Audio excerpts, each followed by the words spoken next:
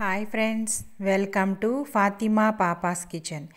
ఈరోజు రెసిపీ వచ్చేసి మనం మటన్తో చుక్కకూర అన్నమాట.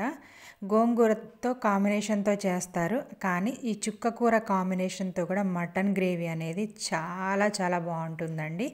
ఒకసారి తప్పకుండా ట్రై చేయండి. అలాగే ఇది రైస్తో, రోటీస్తో, చపాతీస్తో కూడా చాలా చాలా మంచి కాంబినేషన్ అని చెప్పుకోవచ్చు. సో చాలా ఈజీగా, చాలా టేస్టీగా, మనం తక్కువ ఇంగ్రీడియంట్స్తో చాలా అల్టిమేట్గా ఉంటుంది ఈ డిష్. సో స్టార్ట్ చేద్దాం. దీనికోసం నేను ఒక కుక్కర్ గిన్నె తీసుకొని దాంట్లో ఒక పావు కిలో వరకు మటన్ తీసుకున్నానండి. బోన్లెస్ ఆర్ విత్ బోన్ ఏదైనా తీసుకోవచ్చు. నేను మొత్తం కలిపి ఉన్నది తీసుకున్నాను. ఆ తర్వాత ఒక 3 ఉల్లిపాయల్ని రఫ్గా ఇలా కట్ చేసి దీంట్లో వేసేయాలి. ఆ తర్వాత చుక్కకూర అనేది ఒక చిన్న కట్ట అండి. మనకి ఎక్కువ వేసిన చుక్కకూర టేస్ట్ అనేది వచ్చేస్తుంది. సో మనకు ఒక చిన్న బంచ్, ఒక చిన్న కట్ట తీసుకొని ఆ మటన్కి సరిపడంతగా తీసుకొని కట్ చేసి శుభ్రంగా కడుక్కొని వేసేసుకోవాలి. ఆ తర్వాత ఒక గుప్పెడు పుదీనా, గుప్పెడు కొత్తిమీర ఇది కూడా యాడ్ అవ్వటం వల్ల ఈ చుక్కకూర టేస్ట్ అనేది ఎక్కువ కాకుండా మనకి మటన్ టేస్ట్తో పాటు ఈ చుక్కకూర టేస్ట్ అనేది వస్తుంది. సో గుప్పెడు వేసుకొని ఆ తర్వాత ఒక టీ స్పూన్ అల్లం వెల్లుల్లి పేస్ట్, ఆ తర్వాత ఒక హాఫ్ టీ స్పూన్ పసుపు, అలాగే ఒక టేబుల్ స్పూన్ కారం, ఆ తర్వాత రుచికి సరిపడా ఉప్పు వేసుకొని మొత్తం ఒకసారి బాగా మిక్స్ చేసుకొని దీనికి సరిపడా నీళ్ళు అనేవి ఒక గ్లాస్ కానీ 1.5 గ్లాస్ కానీ వేయండి. ఎందుకంటే మనకి చుక్కకూరలో కూడా నీళ్లు వదులుతాయి, అలాగే మటన్లో కూడా నీళ్లు వస్తాయి. కాబట్టి ఒక గ్లాస్ కానీ 1.5 గ్లాస్ కానీ వేసుకొని లిడ్ పెట్టేసి మనం మటన్ ఉడికినంత వరకు మనం దీన్ని ఒక 4-5 విజిల్స్ పెట్టుకోవాలి.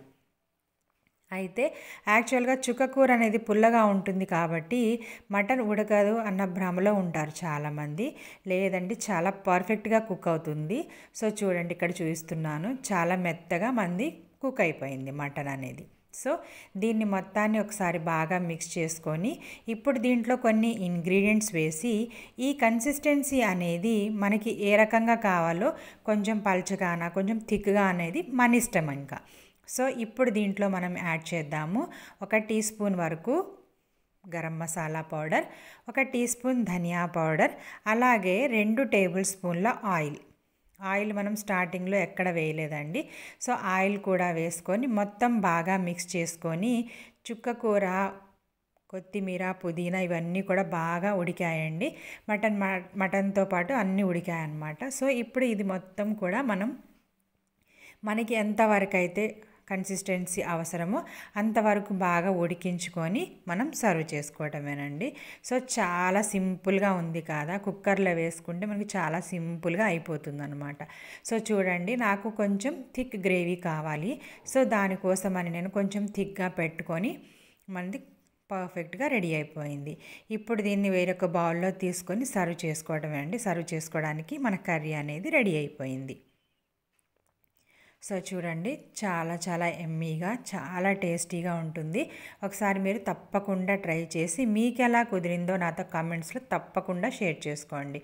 సో చూడండి, ఇది చాలా చాలా టేస్టీగా, వెరీ టెంప్టింగ్గా అనిపిస్తుంది కదా, చాలా బాగుంటుందండి. కొంచెం పులుపుదనం తగులుతూ మనకు మటన్ పీసెస్తో చాలా అల్టిమేట్గా ఉంటుందన్నమాట. సో ఒకసారి మీరు తప్పకుండా ట్రై చేయండి. ఈ రెసిపీ కనుక మీకు నచ్చినట్లయితే లైక్ చేయండి, ఫ్రెండ్స్కి, రిలేటివ్స్కి షేర్ చేయండి. అలాగే కొత్త unique, tasty, healthy, quick recipes కోసం మా ఛానల్ని తప్పకుండా సబ్స్క్రైబ్ చేసుకోండి.